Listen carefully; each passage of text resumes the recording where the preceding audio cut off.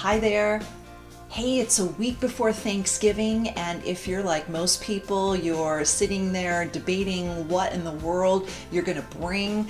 Maybe you got signed up for, the potluck and you've got to bring something with you, or, you're hosting it at your house this year and you're like, oh my gosh, I have so much still to do.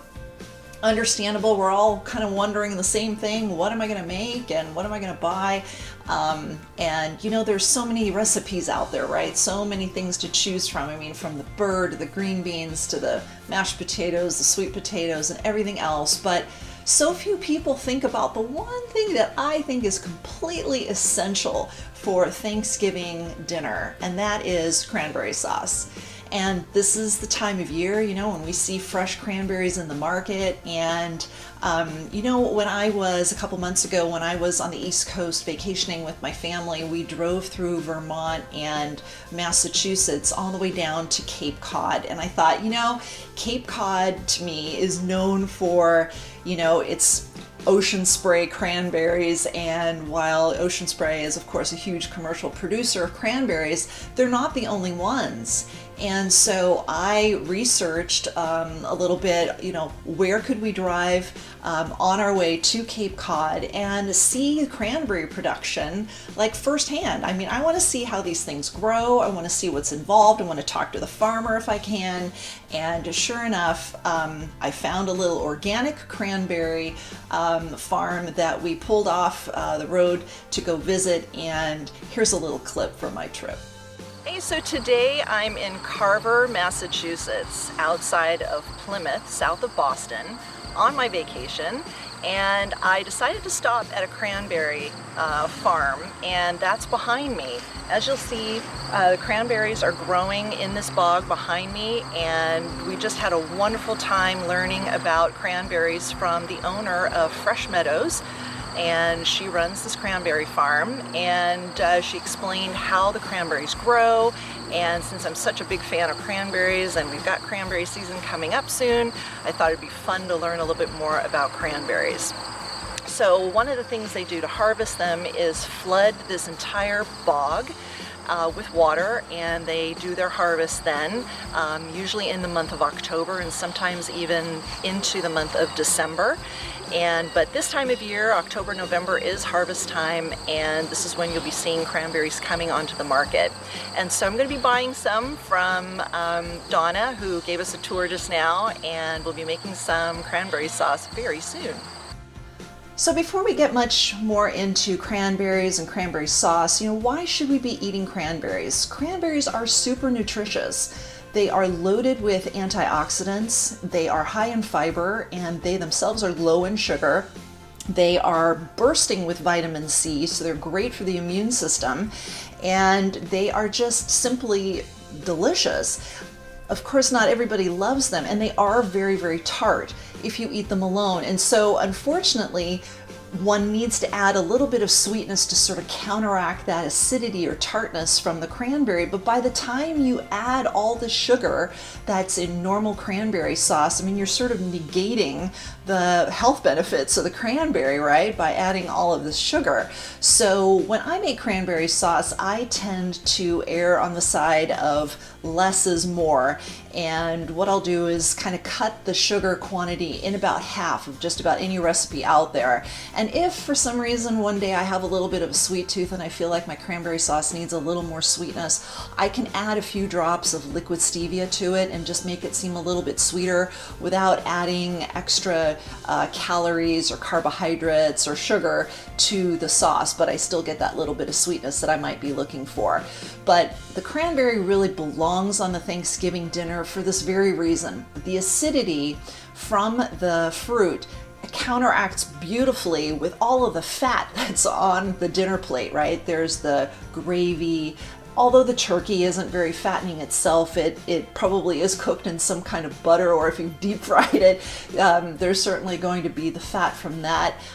There's the mashed potatoes with all the butter and whatnot in there, and you've got a lot of fatty dishes, and so the acidity from the cranberry is the perfect complement to Thanksgiving dinner as a whole. So I believe it really, really does deserve a place on your plate. So Cranberry sauce, you're certainly welcome to, if you look at the back of a bag of cranberries that you buy at the market, there's usually a recipe. And sometimes it's just as basic as water, sugar, and cranberries. And there's nothing wrong with that, but again, it is a boatload of sugar, and to be honest, it's a little bit boring. So I invite you to try out this recipe for cranberry sauce that I'm about to present to you, because I think if you bring it to your table, you are going to create a wow effect that your basic ordinary cranberry sauce is probably not going to elicit from your guests. So this is a fantastic cranberry sauce that I actually haven't made in many years, but I am going to make it again this year. And the reason that I love it is because it not only stars the cranberry, of course, but we're also going to be using dried cherries, and for liquid, we're going to add port wine. So we've got a little bit of sweet and a little bit of sour from the cherries, but we also have this sweetness from the port wine, which just mellows it out and gives it just a lovely flavor that just plain old water or even just orange juice doesn't really cut. Now, cranberry orange, a lot of people do that, and while that works, there are a lot of cranberry orange recipes out there.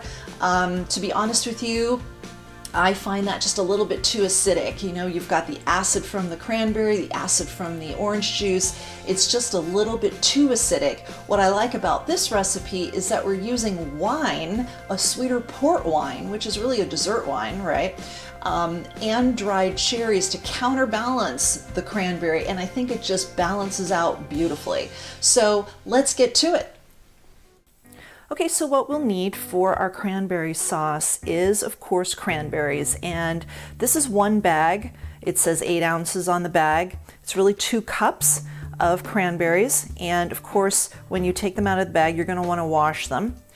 Then we're going to need 3/4 of a cup of sweetened dried cherries. For this recipe, we're going to use a simple 1/3 cup of sugar. We'll need 3/4 of a cup of port wine and a tablespoon of red wine vinegar. And we're going to cook this just like a normal cranberry sauce, which we'll do next. So we're just going to start adding everything into our pot. We'll start with the liquid.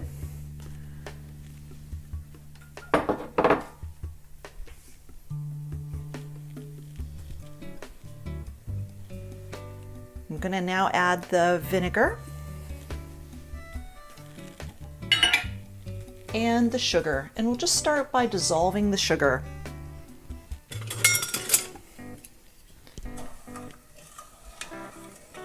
And just start bringing this to a bit of a simmer.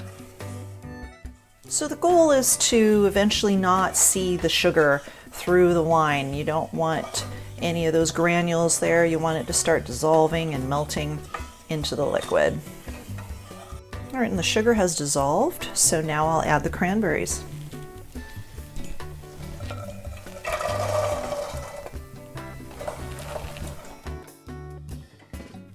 And I'm going to just cover them and wait to start listening for the popping sound that will happen when these cranberries start to open up from the heat.